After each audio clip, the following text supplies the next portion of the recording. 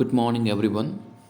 It has been a long time since I taught you editorial because of some of the problems that I was facing, but now I am a bit okay and managing to teach you this editorial. And in today's editorial, we are going to have discussion on one of the important topics which is related to an international issue. Especially, it is related to Russia and Ukraine. The moment I take the name of Rus, Russia, Russia, you must be aware or you must be understanding what I am going to talk about.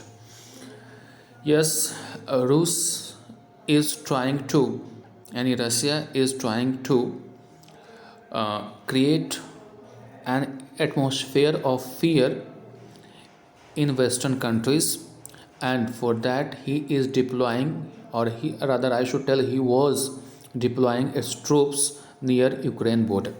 Now the what is the latest news that has come from there that we are going to discuss in this editorial. From the heading it must be clear that what we are going to talk about, and you can see the heading, it is written science of peace. Science means संकेत of peace. Piece मतलब शांति, यानी शांति का संकेत देखने को मिल रहा है. जैसा कि एडिटोरियल में आपको देखने को मिल रहा है कि साइंस ऑफ पीस मतलब संकेत हो गया, शांति का संदेश. क्यों ऐसा बोला जा रहा है? क्योंकि we are going to talk about Russian pull back. Pull back का मतलब होता है वापस लेना फ्रॉम यूक्रेन बॉर्डर्स.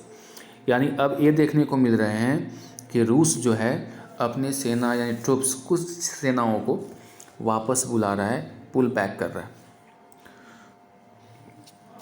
इससे ये जाहिर होता है कि अब थोड़ा सा वहाँ पे एक शांति के संकेत मिल रहे हैं. Come to the next lines. What are that? Russia's decision to pull back some troops. रूस का जो डिसीजन है क्या कुछ ट्रूप्स को वापस बुलाने का, ये सजेस्ट करता है, ये बतलाता है. It sees potential proposals by Macron and Scholz. अब रूस के द्वारा कुछ ट्रूप्स को बैक लाया जा रहा है, यानी उसको विड्रॉ किया जा रहा है. इससे पता चलता है कि जो प्रपोजल दिया गया मैक्रोन और शोल्ज के द्वारा उसका असर पड़ा है, उसमें ताकत है. अब आप पूछेंगे कि मैक्रोन कौन है? इमैनुअल मैक्रोन का नाम सुना होगा. ये फ्रांस के प्रेसिडेंट हैं. और एक शोल्ज जो हैं, स्कोल्ज नहीं शोल्ज इसको पढ़ते हैं. शोल्ज जर्मनी के नए चांसलर हैं. इन दोनों लीडर्स ने, जब ये मुद्दा आया, विवाद का विषय बना, तो इन दोनों लीडर्स पुतिन के पास गए और उनके समझौता की याद दिलवाई और कई तरह से उनको समझाने का प्रयास किया, जिसका असर ये हुआ कि रूस के जो प्रेसिडेंट हैं व्लादिमीर पुतिन, उन्होंने डिसीजन लिया कि कुछ ट्रूप्स को वापस बुला लिया जाए. यानी मैक्रोन और शोल्ज की जो कोशिश रही रूस को समझाने की, वो यहाँ पे कामयाब दिख रहा है. उसका पोटेंशियल है, उसका असर देखने को मिला है. यहाँ तक क्लियर हो गया? तो यहाँ पे आपने देखा प्रेसिडेंट रूस के कौन है? Vladimir Putin. इमैनुअल मैक्रोन कौन है? तो ये फ्रांस के प्रेसिडेंट हैं. और जर्मनी के नए चांसलर शोल्ज हैं. ये आपको याद रखना है. रसाज अनाउंसमेंट, यानी रूस का जो अनाउंसमेंट है, घोषणा है, that it is pulling back, ये वापस बुला रहा है सम ट्रूप्स, कुछ ट्रूप्स को from Ukraine's border, is the strongest signal. ये बहुत ही ताकतवर सिग्नल है of D escalation from Moscow. D escalation का मतलब होता है किसी चीज़ के एक्सटेंट को कम करना, जो बहुत ऊपरी लेवल पे पहुंच गया है, उस जो तनाव को कम करना हो गया. यानी रूस के द्वारा जो एक घोषणा की गई है कि कुछ ट्रूप्स को यूक्रेन बॉर्डर से वापस बुलाएगा, एक बहुत स्ट्रॉन्ग सिग्नल है कि अब मॉस्को मतलब रूस किस ओर जा रहा है? डी एक्सक्लेशन की ओर जा रहा है, यानी जो तनाव है उसके कम करने की ओर जा रहा है. Russia's has always maintain that. Russia हमेशा से मेंटेन किया है कि it had no plans to attack Ukraine. इसका किसी प्रकार का कोई प्लान नहीं है यूक्रेन पे अटैक करने का। But the massive troop mobilization, लेकिन इसका जो एक बहुत बड़े पैमाने पर वहाँ पे ट्रूप का जो गोलबंदी हो रही थी ऑन द 3 फ्लैंक्स, फ्लैंक्स का मतलब होता है साइड्स ऑफ यूक्रेन, यूक्रेन के तीनों तरफ से जो एक ह्यूज मोबिलाइजेशन देखने को मिल रहा था, यानी सैनिक की टुकड़ियों का जमावड़ा देखने को मिल रहा था, which included combat airport aircraft, जिसमें जो लड़ाकू एयरक्राफ्ट थे, वार शिप्स थे और S-400 मिसाइल सिस्टम्स तैनात किए गए थे, had raised fears of war, जिसने युद्ध का जो डर था वो पैदा कर दिया था। फिर से समझते हैं, रूस का शुरू से ये रहा है कि वो अटैक नहीं करना चाह रहा था यूक्रेन पे, लेकिन इसके तरफ से बहुत ज़्यादा हेवी और कह सकते हो मैसिव ट्रूप मोबिलाइजेशन वहाँ पे जमावड़ा किया गया, जिसमें आप missiles aircraft S-400 missile system warships वगैरह तैनात किए गए थे यूक्रेन के बॉर्डर पे, जिससे इस बात को लेकर के डर पैदा हो गई थी कि रूस जो है यूक्रेन पे हमला कर सकता है। इसके अलावे बिसाइड्स का मतलब होता है इसके अलावे द यूएसएस वार्निंग, यानी यूएस का जो वार्निंग, यूनाइटेड स्टेट्स यानी अमेरिका का जो वार्निंग था, दैट रशियन इन्वेजन का मतलब होता है आक्रमण, रूस का एक आक्रमण कुड कम एनी डे, किसी भी समय हो सकता है, यानी किसी भी दिन हो सकता है, ये रूस के तरफ से वार्निंग जारी किया गया था। And its decision to shut the American embassy, और इसके द्वारा यानी यूएस के द्वारा ये डिसीजन लिया गया था कि जो यूक्रेन में अमेरिका की जो एम्बेसी है उसको क्या करना, खाली करने का। इससे और जो फ्रेंजी है, फ्रेंजी का मतलब क्या होता है, जो आवेश है, जो प्रॉब्लम्स हैं, जो उन्माद है, उसको और क्या कर दिया, बढ़ा दिया।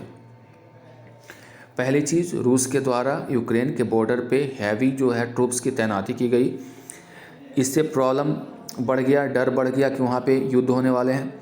दूसरा हुआ कि यूएस की जो वार्निंग दी गई, चेतावनी दी गई कि रूस किसी भी समय हमला कर सकता है, और उसने अपने राजदूत को जो कीव में था, कीव का क्या है, कीव जो है वो यूक्रेन की राजधानी है, कीव याद रखिएगा यूक्रेन की राजधानी है, उस राजधानी से अमेरिका ने अपने एम्बेसी को वापस कर लिया, यानी बंद कर लिया, दूतावास को बंद कर दिया।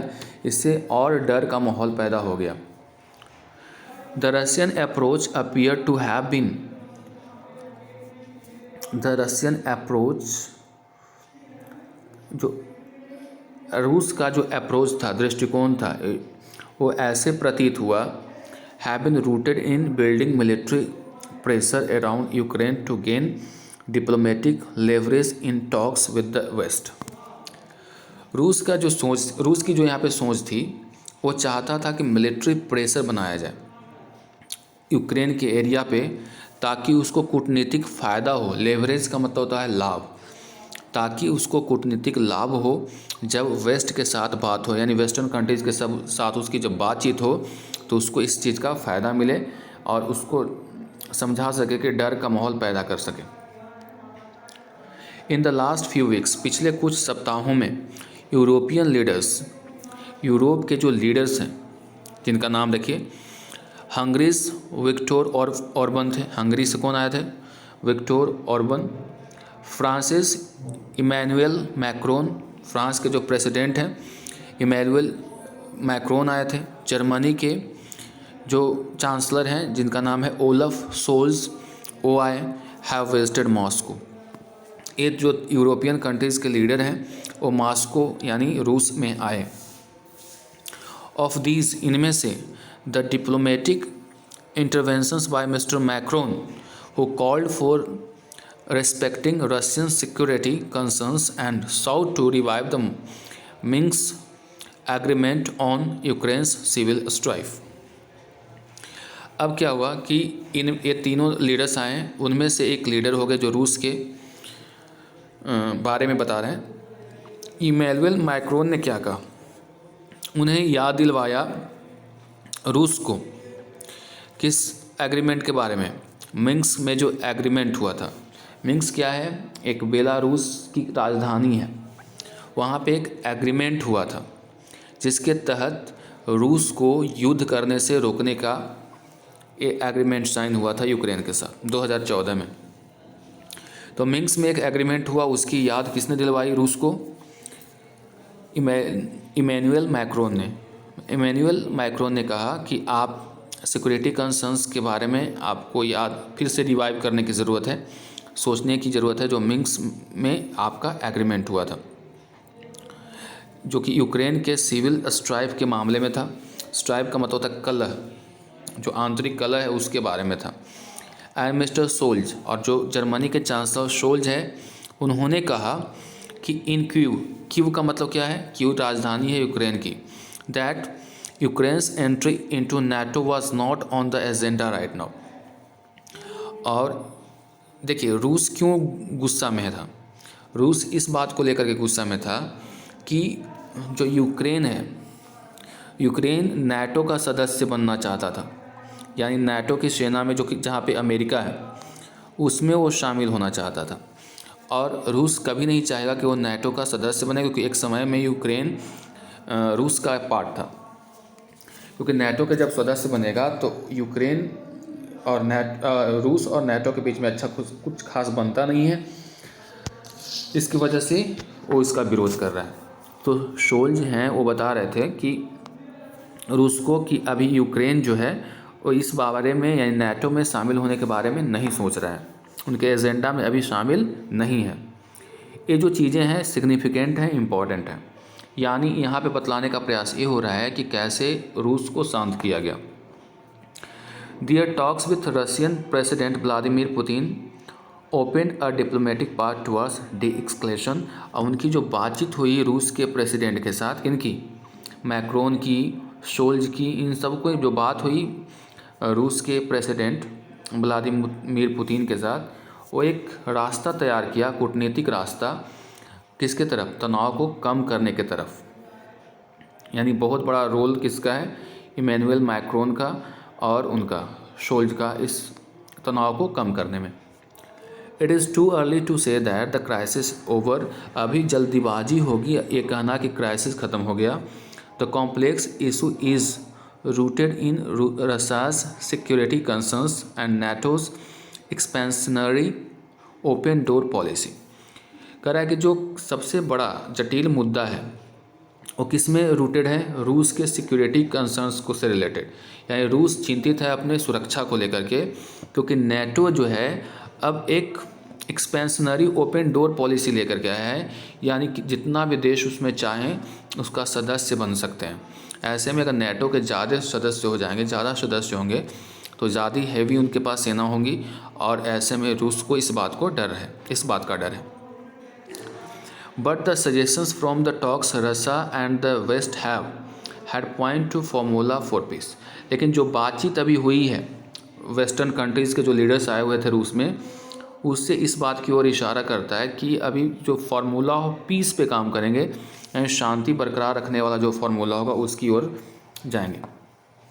आगे देखते हैं। Russia's 3 concerns are. रूस के 3 कंसर्न क्या क्या हैं, चिंताएँ? पहली, it does not want neighbours Georgia and Ukraine to be the members of NATO. पहली जो इनकी चिंता है कि वो नहीं चाहता है कि उसके जो बगलगीर वाले जो यानी आसपास पड़ोस के जो कंट्री हैं जॉर्जिया और यूक्रेन, वो नेटो का मेंबर बने, पहले। दूसरा, इट वांट्स नेटो, जिसको आप यूएस पढ़ सकते हैं, to roll back its military presence and drills from eastern Europe. ये चाहता है कि जो ईस्टर्न यूरोप में जो नेटो की सेना है या जो उसके ड्रिल्स होते हैं वो बैक ले जाए, यानी रोल बैक कर लें, वापस बुला ले। कहाँ से? ब्लैक सी के जो आसपास में जो हो रहा है। तीसरा नंबर इसकी जो चिंता है, it wants the Ukraine crisis, the civil conflict between Kyiv and the Russian backed separatist in Donbas. एक और इसकी जो प्रॉब्लम है, वो चाहता है कि जो एक सिविल क्राइसिस है जिसमें आप देखते होंगे कि कॉन्फ्लिक्ट है कि जो क्यू के लोग यानी जो यूक्रेन के लोग हैं और एक रूस के सपोर्ट करने वाले सेपरेटिस्ट हैं, उनके बीच में जो ये है उसको सॉल्व करना। यानी बहुत सारे जो ऐसे भी यूक्रेन में हैं जो किसको चाहते हैं? रूस को चाहने वाले हैं। तो ये मुद्दा से लेकर के जो सिविल कॉन्फ्लिक्ट है उसका भी निष्पादन हो। तो ये चाहता है कि रूस इन सब प्रॉब्लम्स, पहला नेटो का सदस्य न बने जॉर्जिया और यूक्रेन। दूसरा प्रॉब्लम ये है कि ये जो डिप्लॉयमेंट है नेटो सेना की उसको वापस बुलाया जाए, और तीसरी जो है जो सिविल कॉन्फ्लिक्ट है उसको सॉल्व किया जाए। इन सब सारे मुद्दों पे चाहता है कि मिन्स्क में जो बातचीत हुई थी, यानी जो मिन्स्क क्या है, बेलारूस की राजधानी में एक एग्रीमेंट हुआ था जिसके तहत यूक्रेन और रूस में जो प्रॉब्लम्स है उसको शॉर्ट आउट करने की बात हो रही थी, तो इसको शॉर्ट आउट किया जाए। In talks with Mister Putin US President Joe Biden has already said, Putin से बातचीत के दौरान जो बाइडन ने पहले ही कहा है कि US does not have any plan to deploy offensive weapons. US का किसी प्रकार का कोई भी योजना नहीं है ऑफेंसिव वेपन्स को डिप्लॉय करने का, यानी फिर वहाँ पे उसको तैनात करने का। और permanent comeback troops to Ukraine and that Washington was open to reducing drills and missiles in eastern Europe on a reciprocal basis. और ये भी अमेरिका ने कहा है कि वो स्लोली एंड ग्रेजुअली पारस्परिक तरीके से ईस्टर्न यूरोप से अपनी सेनाओं को भी और मिसाइल्स जो डिप्लॉय किए हुए हैं उसको वापस बुला लेगा, जो कि सबसे बड़ी चिंता थी वो ख़त्म हो गई। Mister Macron has said steps to revive the Minsk two deal to address Ukraine's internal crisis. Macron ने इस बात का भरोसा दिया कि जो एग्रीमेंट हुआ था उसके तहत जो यूक्रेन का जो इंटरनल क्राइसिस है उसको रिजॉल्व किया जाएगा, उसको सॉल्व किया जाएगा। And then mister Scholz practically ruled out Ukraine's joining NATO in the foreseeable future।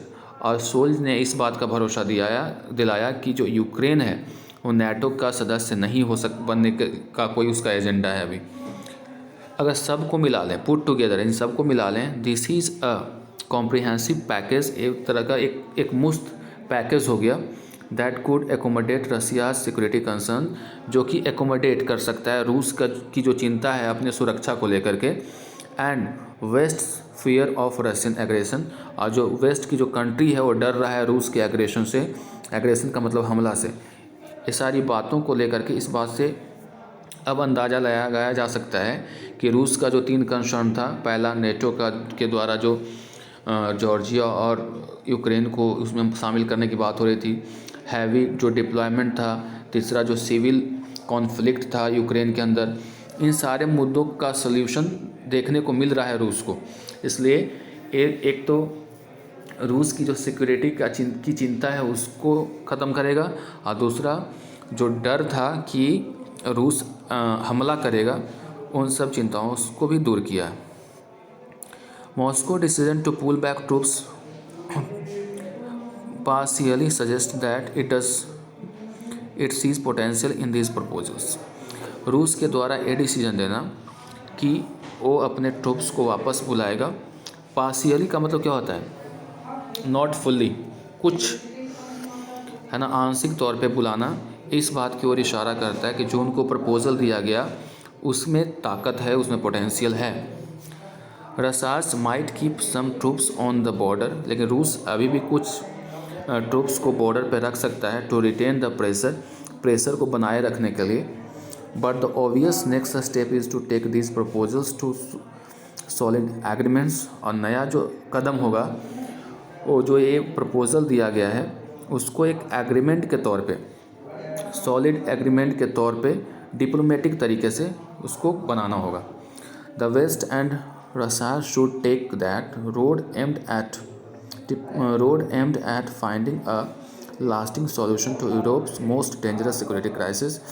जो वेस्टर्न कंट्रीज हैं और रूस को एक ऐसे रास्ता को अपनाना होगा जिसका टारगेट ये होना चाहिए कि एक लास्टिंग सोल्यूशन, यानी कि टेम्पररी, लास्टिंग का मतलब होता है मतलब एक लॉन्ग लास्टिंग सोल्यूशन निकल करके आए, न कि थोड़े समय के लिए, ठीक है, जो कि यूरोप का सबसे डेंजरस सिक्योरिटी क्राइसिस है। तो अब जो सोल्यूशन इसका होना चाहिए वो होना चाहिए परमानेंट, ना कि टेम्पररी, इस प्रॉब्लम का। तो आज आपको आशा है समझ में आया होगा एडिटोरियल। मिलते हैं अगले एडिटोरियल में। Till then goodbye and take care.